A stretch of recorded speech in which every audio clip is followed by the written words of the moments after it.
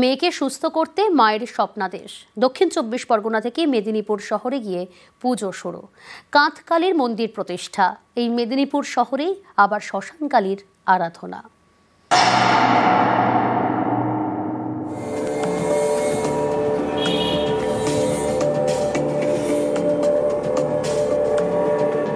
মেদিনীপুর শহরের পদ্মাবতী শ্মশান।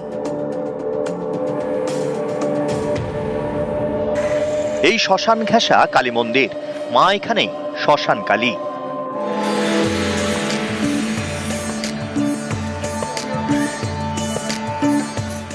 ব্রাহ্মণ মেয়ে, অপঘাত মৃত্যু, তার শরীরে যা হাড় দেওয়া আছে থাকে, সেই হাড় দিয়ে একে বানানো হয়েছে। বাবা দাদুর মুখে শোনা এই মন্দিরে নরবলি হয়েছিল। যে সন্ন্যাসী করেছিল, কখন সে কোথায় নিরুদ্ধ সে কেউ জানেনি। মন্দির করে সে কিন্তু চলে গেছে। স্বাধীনতার আগে এই মন্দির প্রতিষ্ঠা করা হয়। সারা বছর নিত্য পুজো চলে। দীপান্বিতা অমাবস্যায় মহাধুম। মাতৃ প্রতিমার পাশে ডাকিনী যোগিনী এবং গণেশের মূর্তি। কালো করে মায়ের একজন মহিলা খালি পায়ে হেঁটে হেঁটে এখানে আসলেন। আমি যখন আরতি শেষ করি তখন ও নেই আর এখানে। আর রাস্তায় কোনোদিন ওকে দেখতে পাইনি। ও মাই ওটা।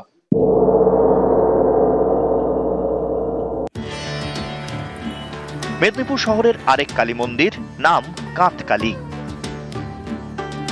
কয়েকশো বছরের পুরনো মন্দির। কথিত আছে দক্ষিণ ২৪ পরগনার নন্দগোপাল মুখোপাধ্যায় স্বপ্নাদেশ পেয়েছিলেন। তারপরেই মেদিনীপুরে এই মন্দির তৈরি করেন। আজও তান্ত্রিক মতে পুজো করা হয়। অসত্য গাছের সঙ্গে একটি দেয়ালের সঙ্গে আছে কি না একটি স্বস্তিক চিহ্ন বা একটি খড়গ চিহ্ন।